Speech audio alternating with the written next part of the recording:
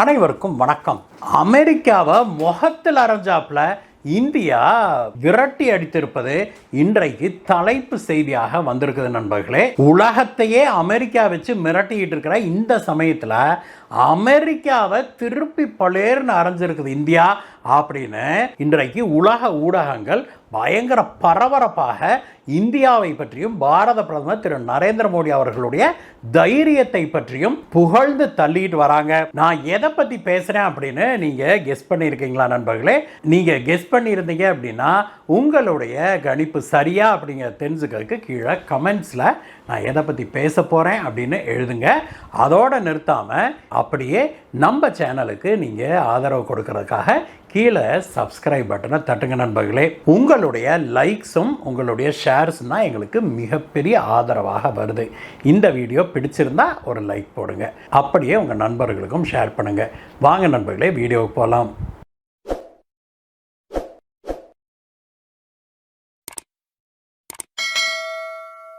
அமெரிக்காவும் இஸ்ரேலும் சேர்ந்து ஈரான் மீது போர் நடத்தி வராங்க இல்லையா? இந்த போர் நாளுக்கு நாள் மோசமாயிட்டே போகுது. அதைவிட மிக வேகமாக உலக கச்சா எண்ணெய் நிலவரம் ரொம்பவுமே படு மோசமாகிட்டே போகுது நண்பர்களே. கச்சா எண்ணெயுடைய விலை நேற்று பேரலுக்கு $100 தாண்டி விற்று கொண்டிருந்தது. அதற்கு பிறகு ட்ரம்ப் சில அறிவிப்புகளை வெளியிட்ட பிறகு அது பேரலுக்கு $90 என சற்றே குறைந்தது. மீண்டும் இன்றைக்கு விலை உயர தொடங்கி இருக்குது.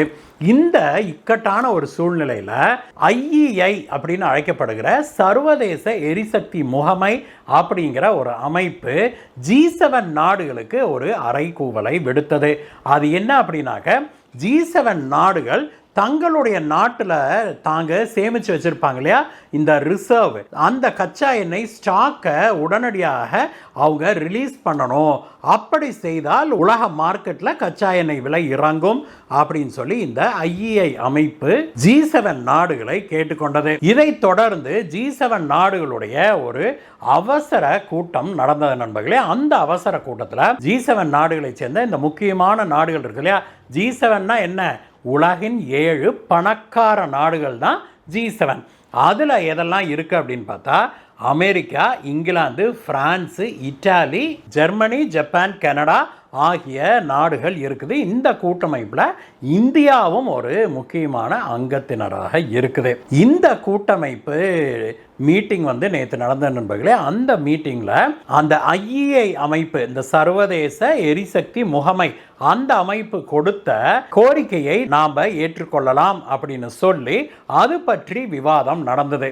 அந்த விவாதத்தில் கலந்து கொண்ட இந்தியா என்ன சொல்லுச்சு அப்படின்னா, இந்த போருக்கு நாங்க காரணம் அல்ல, இது அமெரிக்கா தொடங்கிய ஒரு போர். இதற்கு முழுக்க காரணம் அமெரிக்காவும் அமெரிக்காவுக்கு ஆதரவாக நிற்கிற நாடுகளும் தான். அதாவது எந்த நாடுகள்லாம், மேற்கத்திய நாடுகள்னு தெளிவாக இந்தியா சொல்லியிருக்குது. அதனால் நாங்கள் எங்கள் ஸ்டாக்கை குறைச்சிக்கணும், நீங்களாம் சொல்ல வேண்டிய அவசியம் கிடையாது, உங்களுக்கு கட்டுப்பட்டு நாங்கள் எதையும் செய்ய மாட்டோம் அப்படின்னு சொல்லி இந்தியா தன்னுடைய ஸ்டாக்கை குறைச்சிக்கிறதுக்கு மறுத்துருச்சு அப்படிங்கிற பார்க்குறோம். இந்தியா கிட்டத்தட்ட 5.3 மில்லியன் பேரல்ஸ் அளவுக்கு ஸ்டாக் வச்சிருக்கு நண்பர்களே. இந்த ஸ்டாக் இந்தியாவுடைய தேவைக்கு கிட்டத்தட்ட 25 நாட்களுக்கு வரும் அப்படின்னு சொல்கிறாங்க. அதாவது 25 நாளைக்கு தான் நம்ம ஸ்டாக்கே வரும், அதுக்கப்புறம் சுத்தமாக தீந்து போயிடும். இதுக்கிடையில் நாம் கச்சா எண்ணெயை எங்கேயோ இருந்து வாங்கி கொண்டாந்து இங்கே நிரப்பிக்கிட்டு இருக்கணும். இல்லைன்னா இந்தியாவில் பெட்ரோல் டீசல் தட்டுப்பாடு ஏற்படும் அப்படிங்கிறதான் சூழ்நிலை. நம்ம சூழ்நிலை இப்படி இருக்கிறதுனால நாம் வளர்ந்த நாடுகளோடு கைகோர்த்து கொண்டு நம்ம ஸ்டாக்கை குறைச்சிட்டோம் அப்படின்னா, குறைக்கிறதுனா என்ன சொல்கிறாங்க அந்த நாடுகள்னா, நம்மளோட ஸ்டாக்கை சர்வதேச சந்தையில் நாம் விற்கணும், ரிலீஸ் பண்ணணும் அப்படிங்கிறதான். அதை இந்தியா செய்ய முடியாதுன்றுச்சு. எங்கள் ஸ்டாக்கு எங்கள் மக்களுக்காக நாங்கள் வச்சிருக்கிறது, எங்களுக்கே இது 25 நாளைக்கு தான் வரும். அப்படி இருக்கும்போது நாங்கள் எப்படி எங்ககிட்ட இருக்கிற ஸ்டாக்கை நாங்கள் வெளி சந்தையில் விற்க முடியும்? அதெல்லாம் பண்ண முடியாது. அது மட்டும் இல்லை, இந்த போருக்கு நாங்கள் காரணம் அல்ல, ஆனால் இந்த போருடைய மிகப்பெரிய பாதிப்பு எங்களுக்கு ஏற்பட்டிருக்குது அப்படின்னு சொல்லி இந்தியா சொல்லியிருக்குது. இந்த G7 நாட்டுக்கு லீடர் யார் அப்படின்னா அமெரிக்கா தான். அதாவது எழுதி வைக்காத ஒரு ரூல் அதுதான். எப்போதுமே அமெரிக்கா தான் தலைவர். அமெரிக்கா இதை சொன்ன பிறகும் கூட இந்தியா அமெரிக்காவுக்கு மூஞ்சியில் அரைஞ்சாப்புல அதெல்லாம் முடியாது, நீங்கள் தானே போற ஆரம்பிச்சிங்க, நாங்கள் ஆரம்பித்தோம், நீங்கள் ஆரம்பித்த போரில் பாதிப்பு எங்களுக்கு தான் அதிகம் தெரியுமா உங்களுக்கு, அதனால் எங்கள் மக்களை இதுக்கு மேலே நாங்கள் கஷ்டப்படுத்த முடியாது, நாங்கள் வச்சுருக்கிற கச்சா எண்ணெய் ஸ்டாக்கு எங்கள் நாட்டு மக்களுக்கு தான், இதை சர்வதேச அரங்கிலெல்லாம் நாங்கள்லாம் ரிலீஸ் பண்ண முடியாது, யாரெல்லாம் போரை தொடங்குனீங்களோ, யாரெல்லாம் இந்த போருக்கு ஆதரவாக நிற்கிறீங்களோ அவங்க தான், அதாவது நீங்கள் தான் பொறுப்பு எடுத்துக்கிட்டு இதையெல்லாம் செய்யணும், எங்கள் தலையில் இந்த இதெல்லாம் கட்டாதீங்க அப்படின்னு சொல்லி இந்தியா ரொம்பவுமே காட்டமாக பதில் சொன்னதாக செய்திகள் வெளியாகி இருக்குது. அமெரிக்கா நேரடியாக கேட்டுக்கொண்ட பிறகும் கூட இந்தியா அமெரிக்காவை செவினியில் அரைஞ்ச மாதிரி நோ சொன்னது உலக அரங்கில் பெரும் பரபரப்பை ஏற்படுத்தி இருக்குது.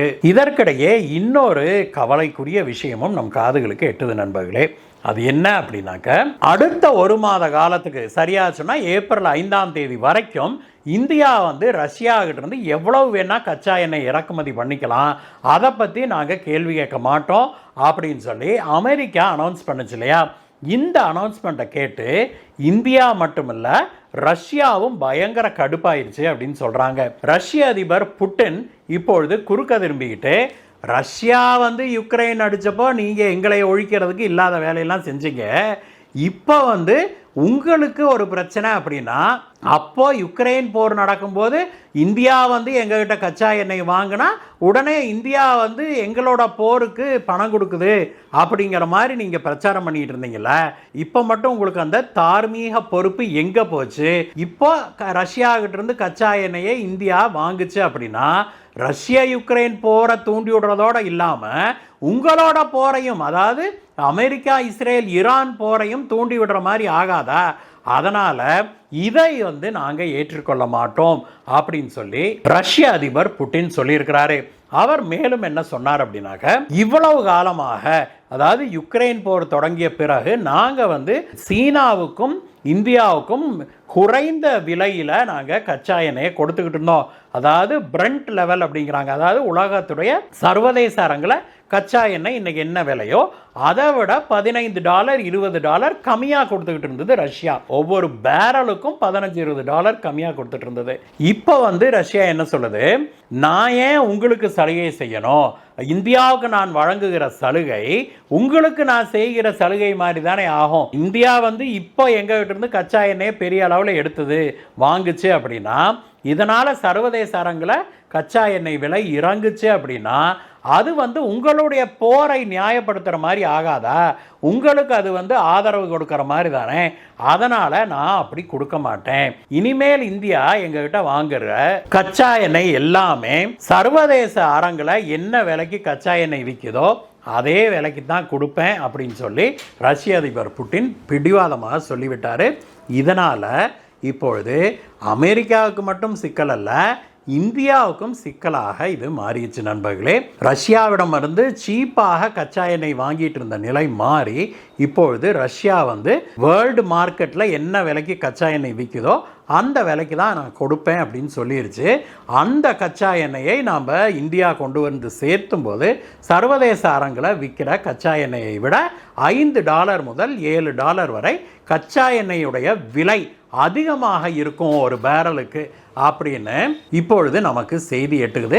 இது ரொம்பவுமே கவலைக்குரிய விஷயமாக நமக்கு இருக்குது நண்பர்களே. இந்த 2 செய்திகளையுமே கேட்டு நாம் சந்தோஷப்படுறதா கவலைப்படுறதா அப்படின்னே தெரியல நண்பர்களே. ஏன்னா ஒரு பக்கம் இந்தியா தன்னுடைய மக்களை காப்பாற்றுவதற்காக அமெரிக்கா உள்ளிட்ட மேற்கத்திய நாடுகளிடமிருந்து போராடி நம்ம காப்பாற்றிக்கிட்டு இருக்கிறாங்க மத்திய அரசாங்கம்.